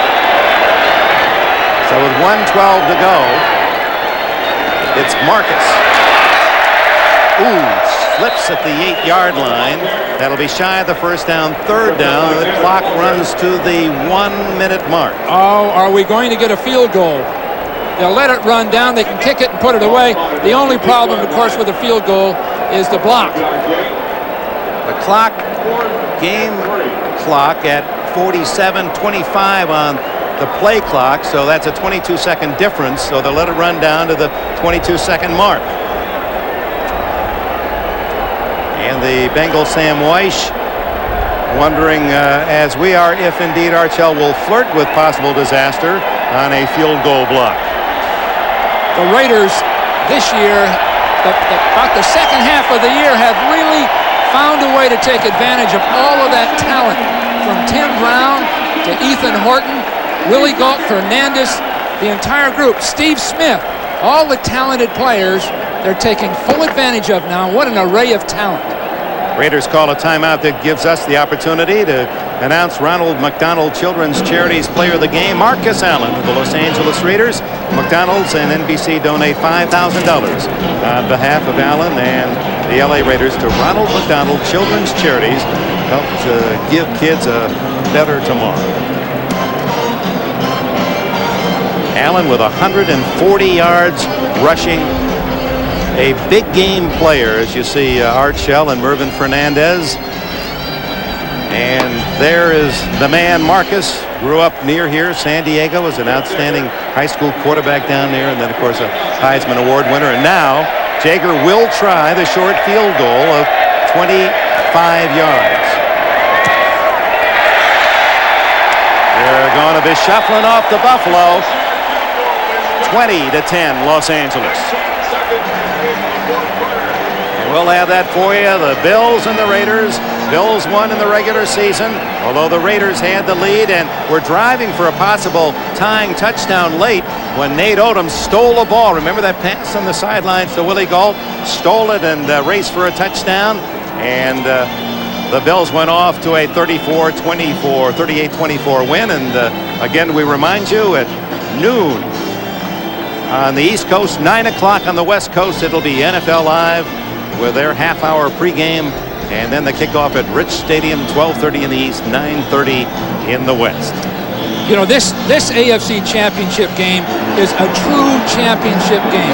For the first time in a number of years, you'd have to say that both of these teams, the Raiders and the Bills, are top-flight, solid, complete football teams that don't win with finesse and don't depend on good fortune to win ball games. These are two of the, like the original AFC Championship games between the Steelers and the Raiders, the Dolphins and the Raiders and Steelers. These kinds of games. This would be a great one. Well, Garrett and Nicholas, the two sons of Bo Jackson, enjoying Pop's leisure time on this Sunday afternoon. Apparent injury, not serious, a hip injury that sidelined in the second half, but one would have to guess Bo Jackson will be ready to play against Buffalo on Sunday. And if not, the man who had full duty today, Marcus Allen, was absolutely outstanding. Jennings will run it out and hit down at the 12-yard line with 15 seconds to go. And for the fans in Cincinnati of the Bengals and Boomer and Sam White, a team that battled all year. They had that tough 5-game road trip. They started well, had some downtime, won their last 3 very impressively at home against Houston last week. White certainly is the creative man in the game, the innovator who's always has something special, and one can. And he's a great motivator too, Dick. He had this team ready. And this team was outgunned all the way. As we said before the broadcast, at virtually every position the Raiders had them outgunned. and some of the Raider backups were superior players to the Bengals. Incomplete on the sidelines to Tim McGee. 10 seconds to go. Reminder tonight on NBC and NBC News Special America, Are We Ready for War? Then on Real Life, a real-life look at Michael J. Fox from high school dropout to Hollywood. It's Real Life with Jane Pauley, and then a real-life mafia prince and a dangerous cult are the subjects examined on Expose with Tom Brokaw. And NBC presents a world premiere miniseries, soon to become an NBC series, Dark Shadows. It stars Ben Cross, all tonight on NBC. Eric Ball gets the final call of the game. Final seconds, and congratulations to the LA Raiders. Sam Weiss's Bengals lose to Art Shell's Raiders 20-10. It'll be Buffalo and the Raiders with a chance for the Super Bowl. OJ? Yeah, I'm down here with Bo Jackson. Bo, you kind of hurt yourself today. You were running real well. Can you tell me the nature of the injury? It's minor. I will play next Sunday. You think you'll be there next Sunday? You had an opportunity to watch yesterday's game. Have you ever had the occasion to play in that type of weather, and how do you think you'll do? I played in it twice, once against the Bills and once against the Giants, so I'm looking forward to it. It's always nice to go up there and play against those guys. We just got to go up and try to play some intense football and try to get a win. Doesn't matter how we do it, we just got to go up and try to win. Is the injury a hip? Is it a pull, or do you have a hip pointer? It's a slight hip pointer, so but it's really not that bad. All right, Bo. Good luck to you. See you next week in Buffalo. Boy, a couple of greats in that picture. Heisman Simpson, along with Bo Jackson, who says he'll be ready for Buffalo. Bob Costas on the other side of this commercial with a full Sunday football report. Championship game in Buffalo, 20-10 over Cincinnati. And O.J. Simpson, of course, he has it in his contract. He only talks to Heisman winners. And with that in mind, he is with Marcus Allen. Yeah, I'm down here with a guy that was back to his old Heisman form today. Marcus, how did you feel when you knew Bo was out of the game and looked like the weight was on your shoulders? Well, I didn't feel any pressure, O.J. I think the golf crisis, that's pressure. This is something I've been doing for a long time, and it's unfortunate they got hurt. Hopefully he'll be back next week, but I just want to do the job. Is this particularly gratifying after the tough time you had early in the year? All the speculation that you might get traded. Here we are in what amounts to nearly a championship game, and your team needed you, and you were able to go out and get 140 yards. Well, no question about it, but to be honest with you, I didn't think I was going to get traded, and I just enjoyed the attention, so it's important that we won, and I'm happy for everybody here, the team, organization, the fans. This is a big game for us, O.J. Now, you watched the Bills play yesterday. What's your assessment of that team and the weather? How do you think you're going to be able to fare in that type of weather? Well, we're going to find some way to win. I think we have that character. We have the guys that are willing to lay it on the line, and I think it's important regardless of the conditions. They beat us last time, and they're a good team. They're an exceptional team, and we're going to have to play our best game. When you say you're going to have to play your best game, you had a chance to play them last time. What was it they were able to do to stop you? You started off well, you had a little lead, and in the third quarter, fourth quarter, they took the game from you. Well, they got the fans behind them, the momentum after a couple of special teams play. They really hurt us, and we learned a valuable lesson. We treated that game as a friend. We learned from it, and I think we're going to improve. Well, good luck. Bring your long johns. I'll see you in Buffalo next week. Back to you, Dick. Yeah, the Raiders' all-time rusher, Marcus Allen, the MVP of Super Bowl 18 against the Redskins. We go to Bob Costas in New York as we once again appreciate the elegance and the grace and the style of one of the game's classiest players, Marcus Allen. Bob? Dick, thank you very much. According to Danny Sheridan of the USA Today, at this moment, Buffalo will be a 5.5-point favorite over the Raiders in the AFC Championship game. The 49ers a 7-point favorite over the Giants in the NFC. We're back to review the first meeting earlier this season between Buffalo and the Raiders after this. All right, the final piece of the conference championship picture now is in place. The Raiders, of course, go to Buffalo next Sunday with a Super Bowl spot at stake. The game will be a rematch of Week 5 when the then unbeaten Raiders lost at Rich Stadium outside Buffalo. L.A. led 24-14 at one point. It was 24-21 as we pick it up here, and Steve Tasker blocks this punt, and it winds up in the hands of James Williams, who runs it in for a touchdown. The game was put away when Nate Odom stole the ball from Willie Gault along the sideline. It caps a 24-point fourth quarter for a 38-24 win. The last 17 points all set up off of turnovers. The Raiders, of course, didn't have Bo Jackson at that point, so they lose in Week 5, 38-24, after having the 24-14 lead on Buffalo's home field. Will? Bob, I think this is going to be the best AFC Championship game since 1980. These are two quality teams, the best players since then on the field at the same time. That's when, you know, San Diego had the great team with Dan Fouts, and the Raiders went on that year to win the Super Bowl. This is a great matchup next Sunday. Todd? I think that the 235 yards that the Raiders rushed for today bodes well for their offense, particularly in a game which might be marred by the elements, and that's something that they're going to have going into Buffalo. Bo Jackson characterized his injury as a mild hip pointer, assuming that's an accurate assessment. How difficult to play with? Well, it's something that's very painful. It's something that sometimes you cough and it hurts. It's something that he's going to have to recover from, because I don't think in 6 days he's going to be well. He's got to come back from that and play through the pain. And we're back to wrap things up right after this. And an opponent's lives. Chris, you recently spoke with Jack Tatum. Yeah, and the hit that you mentioned left Darryl Stingley paralyzed, and he's been in a wheelchair since. Tatum himself is now handicapped too. He recently had his left leg amputated from the knee down because of complications with diabetes. So even though he still defends his hard-hitting style, Tatum now has at least some sense of what it's been like for the man he hasn't spoken to since their collision. How tough was it to come to grips with, you know, your partial disability, being a great athlete, an elite athlete at every level? How difficult was that mentally?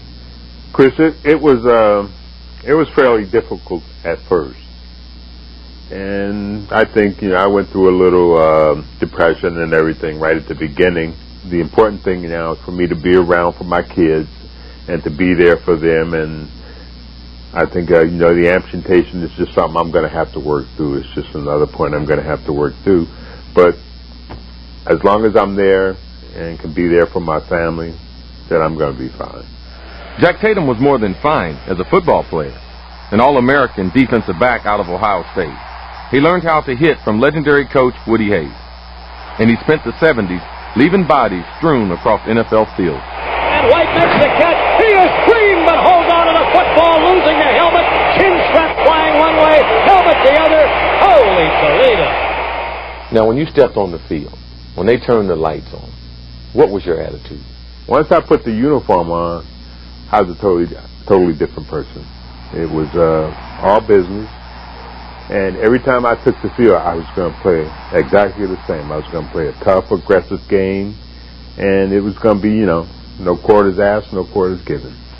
For 8 years, Jack Tatum gave no quarters. A 3-time All-Pro for the Raiders. He was the most feared defensive back in football. Then everything changed in a preseason game against New England in 1978. Grogan will put it in the air. Oh! The intended receiver is Darryl Stingley. The man he ran into is Jack Tatum. Jack, let me take you back to August 12, 1978. Take you back to that play. Right. Describe what happened. I was reading the quarterback, and he took like a 2 or 3 step drop, and he raised up to throw the ball. And from his, you know, from the quarterback's action, I knew that he was going to throw the slant. When Stingley extended, he was off the ground, and he was kind of suspended in the air.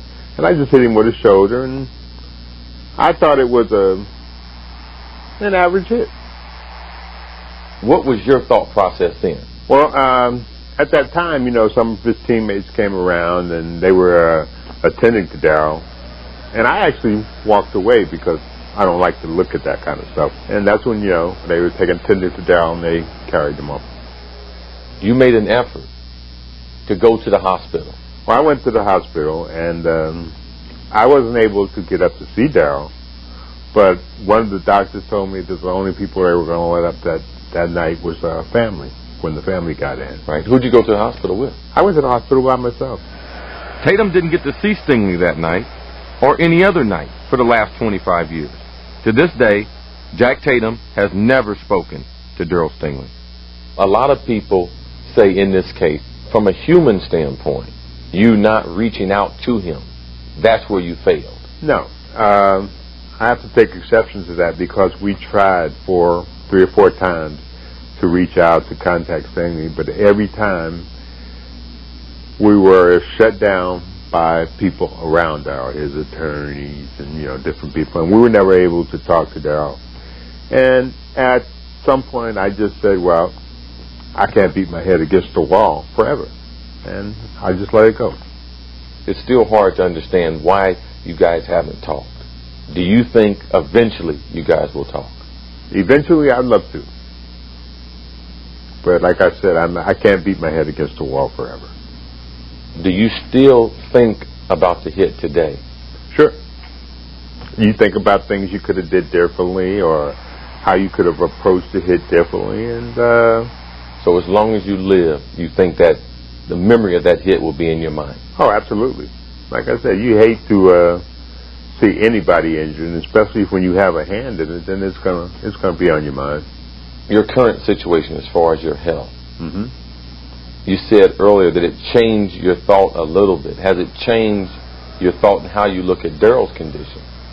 No, not really, because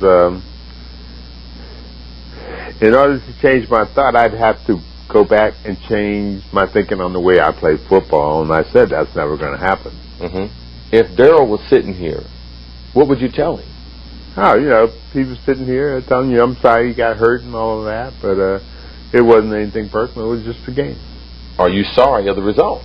Oh, you're definitely sorry of the results. And I've said that, you know, many times, but people say you never apologize for what you did. I will never apologize for the way I played the game. Do you think that people will ever look at you as Jack Tatum, the human being? As long as my family and the people around me know that what kind of person Jack Tatum is, then I'm going to be all right. And like since I've been down and had the diabetes and the amputation, I've received so much love and support from my Ohio State family and my Raider family that, you know, I was telling my brother the other day that, you know, I thought I was a pretty decent guy, but if these people keep treating me this nice, I'm going to have to reevaluate, and I might think I'm a pretty good guy. We asked Darryl Stingley to be part of this piece. He said that all of the emotions associated with the 25th anniversary of this event were kind of overwhelming for him, so that was part of the reason why he declined. He's also expressed resentment in the past that when Jack Tatum has made some overtures toward contacting him, in Stingley's view, it's always been when television cameras would have been around or when Jack Tatum had something to sell, such as a book, and apparently Stingley resents that as well. Okay. Was it a clean hit? Without question. When you compare it to some of the other hits that were in that piece, right, clearly one of the cleaner hits that we saw. And so I agree with Jack. I don't think there's a real need for him to apologize, per se, but I'm still a little surprised that he hasn't found a way to go sit in a room with him one-on-one and say, hey. After so many years, I mean, they should even... Yeah, there shouldn't be cameras around. He should go find a way to go see this guy and talk to him without the cameras or anything, if that's the case. After all this time, they should be getting together at some point. Yeah, he says he tried 3 or 4 times, and some people might say, try 300 times. Right. It's complicated, because if you look at the issue, the emotion of the issue, it's complicated. For us sitting on the outside, it seems to be very, very easy just to contact the person, but they should have talked by now. This issue should have been resolved. Stingley says he has forgiven Jack, and Jack is sorry for the end result of it. But these two men should have come together now. Jack seems to recognize, from what he told you, the distinction between him being responsible or expressing guilt and expressing concern. But he could be completely innocent of any malicious intent and still express concern because he was part of a tragic event. Right. The one thing I can say about Jack, he said, I would never apologize for the way I played. And I have to respect that, because he shouldn't have to apologize. It's just the fact, the end result of what happened to Daryl, the thing that's horrifying in the whole situation. You know, the environment of the NFL in that era is completely different than today, with the fines, the helmet-to-helmet contact, and all the things they're doing to protect the players today. Watching that piece gives you a real appreciation of why that's so important in the National Football League. Can Jack Tatum play today? He could definitely play. No question about it. He would be fined a lot. Yeah, but he would have to change the way he plays. And me and you might have been on TV a little earlier. Yeah, really. As you watched the play, and you hadn't seen it in several years, you expressed some surprise about the call of the play itself and the way the play developed. Yeah, you just don't see that in the game today. It was a slow developing play in the red zone, so that meant Jack Tatum as a safety was going to be closer. It was a post pattern as opposed to a quick slant or a skinny post going up. you just don't see it. And the reason you don't see it is because it would put the receiver at such great danger. And that's exactly then the high throw. And usually that pattern is a quick three-step drop. You make the decision and you throw it away in that area. Grogan's throw was high. Stingley was stretched out. Obviously not intentional, but have you ever had the feeling when you overthrew a receiver and left him in jeopardy that way, oh man, what did I do? Yeah, you do that sometimes, and I in some points in my career, I've put the ball in positions where I shouldn't have and got guys hurt, never to that extent, obviously, and you do. There's a sense of, you know, that it's somewhat your fault. Right, the thing that people should not miss in this piece is that Jack Tatum was a great player. Yes, sir. Now, he'll be recognized for this hit, but he was a great player. And if the rules had been different then, like they are today, he would have changed with the game. Of course. Well, it remains a fascinating and, in some sense, still unresolved story as we get back to Browns trailing the Raiders 14-12. Cleveland was driving for the win. Brian Sipe looked for Ozzie Newsome, but Raiders safety Mike Davis stepped up and picked off Sipe in the end zone, which sent Oakland to the Super Bowl, where they topped the Eagles. Davis said after the catch, all he heard in Cleveland's Municipal Stadium was silence. But after his 9-year NFL career, silence would come back to haunt Davis. Chris Connolly has his sad story.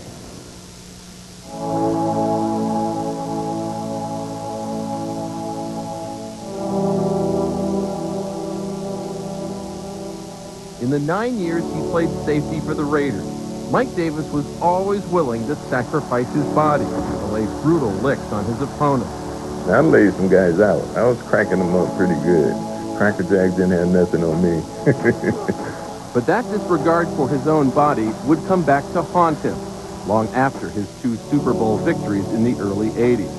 Because while Mike Davis could see what those hits did to his foes, he couldn't see what those hits were doing to him.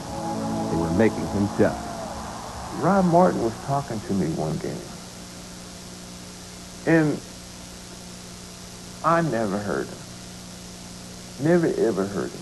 I kind of got discouraged about, and I thought he was not paying attention to me, of course, and of course I got a little upset. He said, you don't ignore me. Don't be treating me like them, pointing at your opponent. But I didn't hear him. Mike, are you sure that football and the hits you took caused your hearing loss? I'm sure as we're sitting here right now, I'm sure. I'm 100% sure. After seeing a video of Mike's most vicious collision, a sort of Mike Davis's greatest hit, NFLPA Player Retirement Plan trustees ruled his hearing loss was football-related, a first, and so covered by insurance. By then, 8 years after his 1987 retirement, Davis could hardly hear at all. With no hearing in one ear and less than 50% in the other, Mike struggled with hearing aids through the late 90s. Then, his world fell silent. Early last year, he got the shattering diagnosis. I said, Mike, you're deaf. And I saw his poor eyes just fall to the floor, and my heart was beating so hard I had to turn because I was crying so hard. That was really an emotional time. I mean, not even can't even hear a vibrate. If you stomp your foot, you couldn't hear it. Somebody could fire a cannon behind you. You couldn't hear it. I called over to the house and wanted to talk to Mike, and his wife, Mary, said, Mike can't come to the phone. He's gone totally deaf. It got to be pretty depressing, and it became a lonely existence. But Davis had a last chance to hear again. A cochlear implant, a cranial operation, in which a bionic chip is implanted into the skull. By now, his son Mike Davis Jr. was playing football at Arizona State. Mike yearned to hear the cheers for him. Yet after a lifetime spent sacrificing his body, he was wary of more time under the knife, until his own father helped him decide.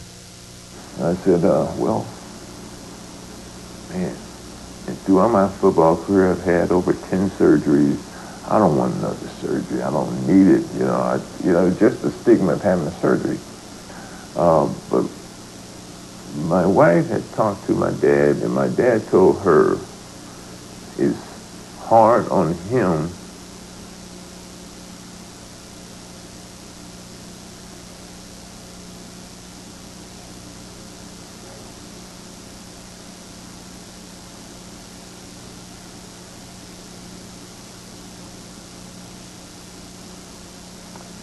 hard on him because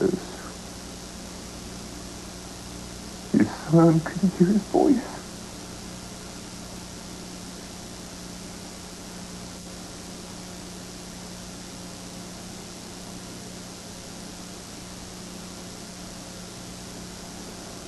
That was all the motivation he needed.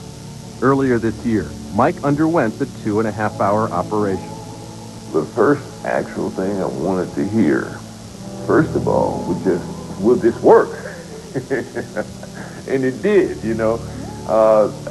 It was 2 people in there, you know, doing the hookup and everything, and I'm like, holy cow, amazing, this thing does work. You know, I'm hearing sounds. No, imagine. For 3 years, I haven't heard a word until then. For 3 years. I went in another room and cried because I didn't want him to see me cry, but because I had cried so long, these were cries of joy. Mike eagerly shared the news with his closest friends, who were just as joyful. So my wife goes, Bob, Mike's on the phone. I'm like, what? And after I went out and grabbed the phone, and all of a sudden I'm talking to him like, like it was the old days. And while these are good times for Mike Davis, the old days haven't lost their luster. He remains proud of how he played football, even knowing what he knows now. He says he sacrificed his body all over again. If we're sitting here now in another life, and you know what I'm going to be going through after I finish my career, I will still tell you I will play the game. Call it crazy, call it whatever you want, but it's a passion. That's why everybody can't do it.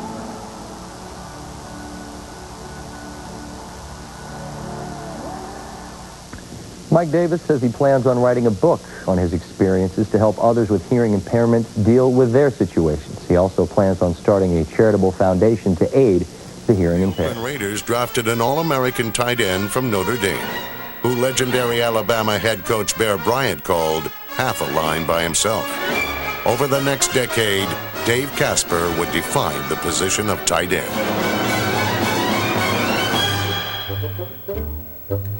Before becoming a key part of the Raider receiving corps, Casper spent 2 seasons on special teams. But in 1976, he emerged as Ken Stabler's most reliable receiver.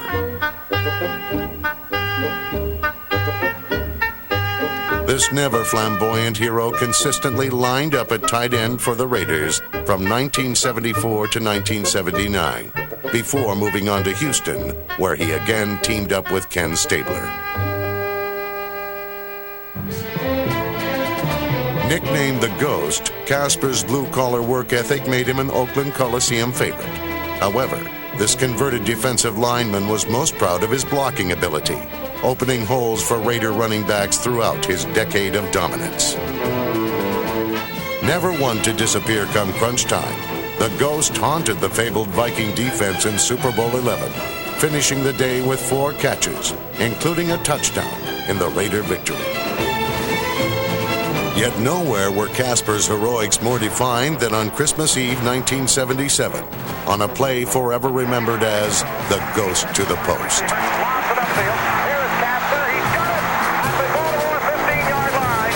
Fittingly, it was Casper's 3rd touchdown catch that ended one of the most dramatic playoff games in NFL history. Into the end zone, Casper's there, touchdown Oakland. In 1984, Casper finished his career like it began, with the Raiders. And like the Raider greats before him, Dave Casper left the game with a legacy not soon forgotten. Favorite among the Raiders, but you have to go some to top the University of Mars' own Otis Sistrunk. Where is Otis these days? Here's Jeff Kay.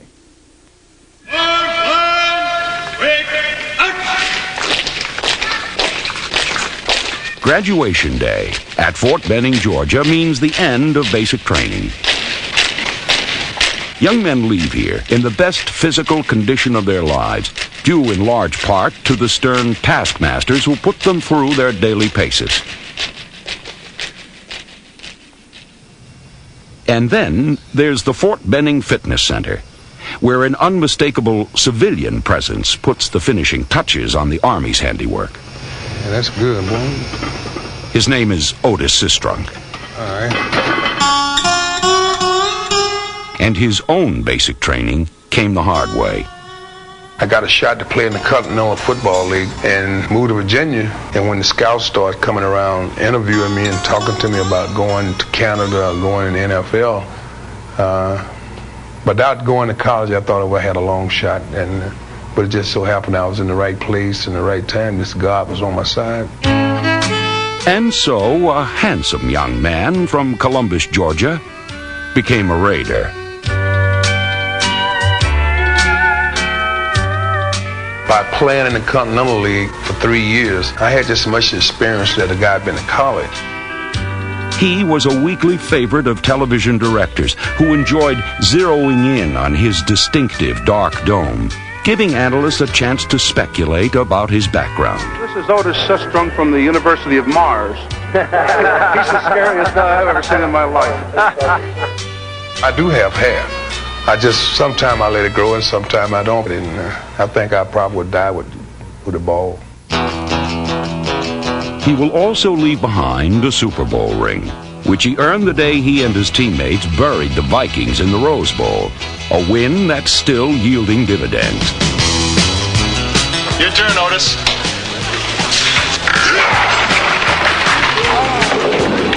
Hey, you cheated. Nice shot. Picking that pool tape up is for real. A lot of people don't believe it, a real pool. They say I was weak.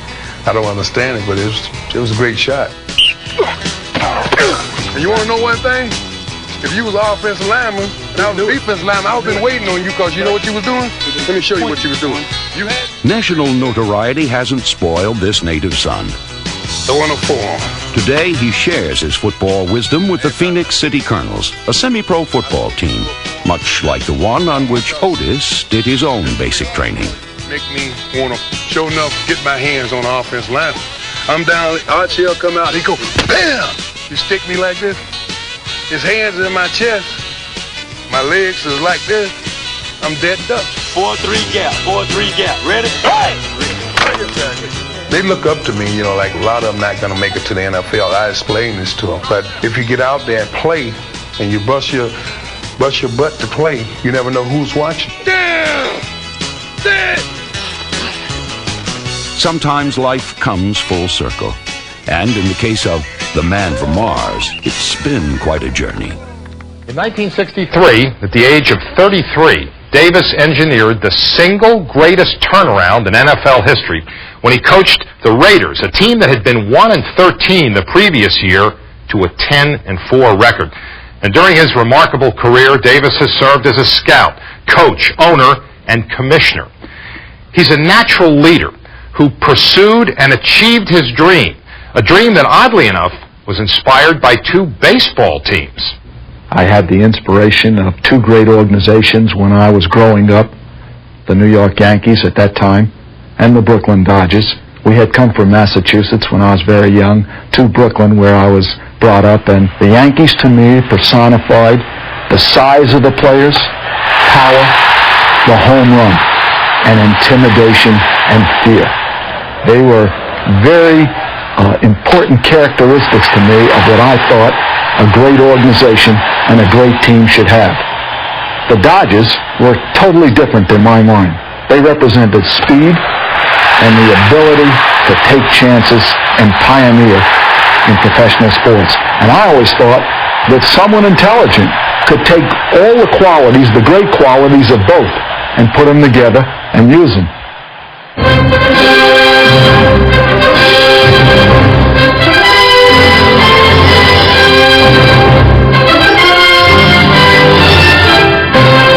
I had certain philosophies of my own, and that was, number one, what I call the vertical game. We were going to stretch the field vertically.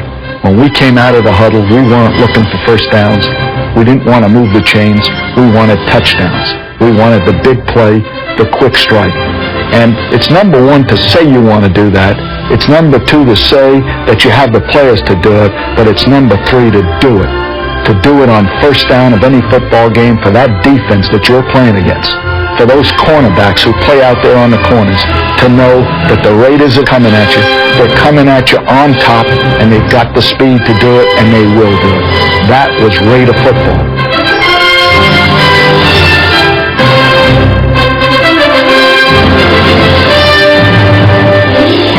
Well, the defensive theory evolved early on in the 60s to, number one, pressure. Put pressure on the pocket. Put pressure on the quarterback. Diversification of defense. And the utilization of your corners in a bump-and-run principle. And the idea is to disrupt the offense, disrupt the flow of the offense, disrupt the continuity. Al's philosophy and the Raiders' philosophy on defense is never to catch, never to read. It's to attack. That's the way we play football. We never let anybody take it. We take it to them. We had terrible stats. We had more penalties, but we won. Al is not only an owner, but he's an owner that knows football, and I think the players respect that in him. He was always there for the contact practices. Anything that we had our pads on, Al Davis was there, and you never knew where he was. You would see him by the goalpost 1 second, and then the next second you look back to see if you saw a great play you made, and he wasn't there. He was right next to you. And when Al Davis spoke, people listened. But see, people understand that he knows the game of football, and he has, at one time in his career, coached the offensive line, so he knows all these things. Every aspect of the game of football, as far as technique is concerned, the man studied it and he knows it. He's always there when the team comes out and to cheer him and give him a clap or two. And then he's always also there to watch the other team warm up and maybe give them a word or two of encouragement to try to psych them in some way. I mean, this is something that he's been doing for years. Well, he knows that everybody wants to be on the Raiders, so what he does is he goes over to the other team and he gets their stars. And he just says, hey, how you doing, you know? And he talks to them so nice, and he might even ask them what they're getting paid, you know, just to get them thinking, hey, I'll do better for them. He would always be looking to give us the edge. And then his look and the way he would shake when he looked at you, win, baby. You know, he'd come after you with them eyes and that face. Man, that used to turn me on, you know? I loved it. The workings of an athlete is a lot different from the workings of a civilian. They think different. They react differently. And Al Davis, fortunately, knows the workings of those athletes, and that's why the players that play for him love him. I remember when his wife was sick, and he would kill me for saying this. But there are two things that are very important to him, and that's his football team and his wife and his family. That was the first time in 16 years I've ever seen him away from the team. His wife lay in the hospital in a coma. He went there. He found the best doctors. He did not move from the bedside until she regained consciousness. I can remember games on in her room while she was in a coma. The game was on, and they would be talking about her. And I would try to talk to her and tell her, baby, they're talking about you now. You got to get up. And every night would spend hours with her, talking to her, with the hope that maybe I could do something, with the idea that you'll leave no stone unturned. And the first neurologist, who was an excellent neurologist, had said to Al that it does look rather hopeless, rather grim. I could not leave her lying there and accept that. I just couldn't believe it, as little I knew about medicine. So I was determined to try and dominate that situation, at least from the management of it, procuring all the information I could from all over the world. And of course, I have more means than other people, so I can do these things. He was determined that his wife was going to get through this terrible episode in her life. He had totally willed it. And I think his will carried over into her in some way. Thank God, after about 14 days, she awakened.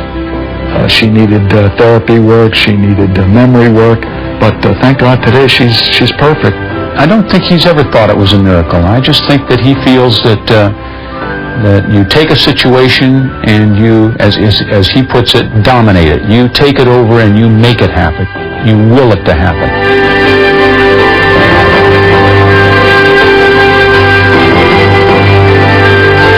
I had described Al Davis in a way that would please him 50 years from now. If he were looking down and wanted to be remembered in a way that would be meaningful to him, it would be that he dominated his life in all the phases of his life, that he dominated.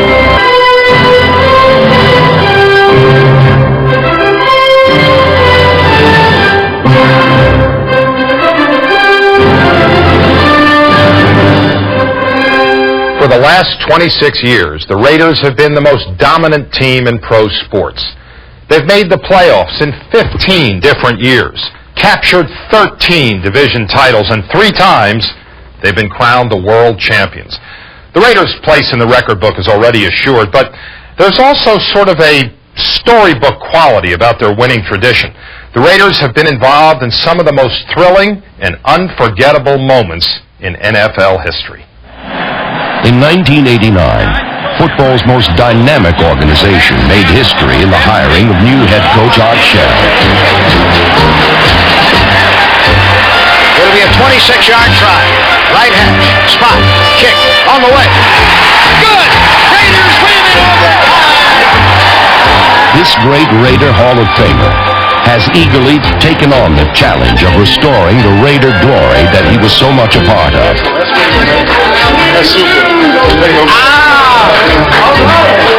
He talks a lot about the Raider tradition, about the Raider past, and he brought in a lot of examples of what he was talking about, some stories he told, and with that in mind and with the idea that, if you really believe that you're going to win, you will win, he just basically has gotten the guys to start to believe that. The will to win. It has been the motivating factor behind some of the most improbable, implausible, impossible finishes in NFL history. Moments like any one of George Blanda's miracle kicks of 1970. Here it is. Snap. Spotted. It's kicked. That's got a chance. That is good. It's good. Holy Toledo.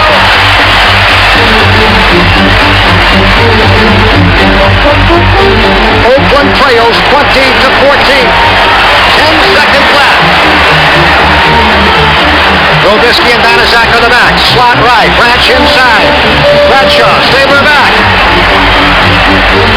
Here comes the rush. He sidesteps. Can he throw? He can't. The ball flipped forward is loose. A wild scramble. 2 seconds on the clock. Casper grabbing the ball. It is ruled a fumble. Casper is recovered in the end zone. The Oakland Raiders have scored on the most zany, unbelievable, absolutely impossible dream of a play. Madden is on the field. He wants to know if it's real. They said yes. Get your big butt out of here. He does.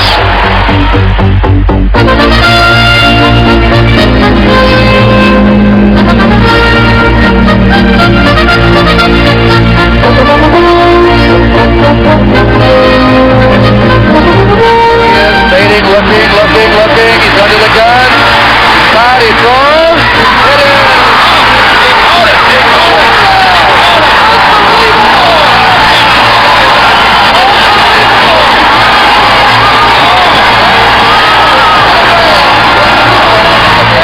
The Raiders' victory in Super Bowl XI was, like that championship season, a study in power and precision, flawlessly executed by the likes of Hall of Famers Fred Biletnikoff and Willie Brown. Even more dominating was Super Bowl XVIII, where the power and artistry of Marcus Allen propelled the Raiders to their first NFL title since moving to Los Angeles. And he gets away for a moment. Comes back into the middle 30, 25, 40. Too many to 50. Down to the 40. Picking up a blocker. To the 20. To the 10. To the 5. Touchdown Raiders!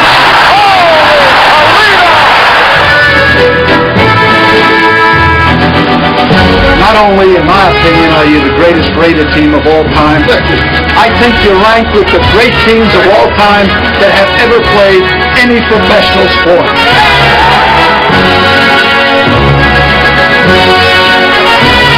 The Raiders. Pride and poise. Decades of destiny. Competitors for years. Champions forever.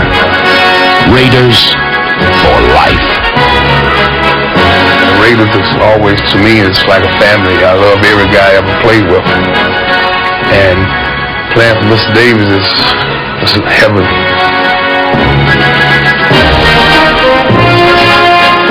I'm 40 years old, and I would come back in a second if he asked me to come back and help. In a second. And I think most of the other guys would, too. And when I go back to the Raider camp, the juices start flowing. The blood turned warm, and the pride and the poise and the silver and black, it's there. I don't know what the Packers had. I don't know what any other team had, but the Raiders got it, and I think we'll always have it. And it goes right back to when Art got the job. I mean, Art told me everybody called him. Everybody, guys he never played with, called him to say congratulations.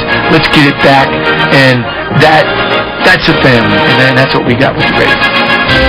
The fire that burned brightest in me and the fire that burns brightest in this organization is the will to win. I think the will to win is more important than any single event. And I strongly believe that in the decade ahead, the 90s, the greatness of the Raiders will continue, and that decade will belong to us.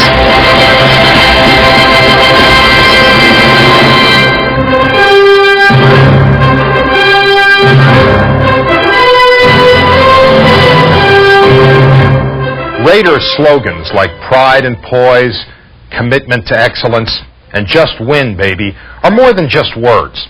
For a quarter of a century, they've inspired greatness on the field and created a lasting legend. And by believing in those slogans, and more importantly, putting them into action, the Raiders deserve to be called the team of all decades.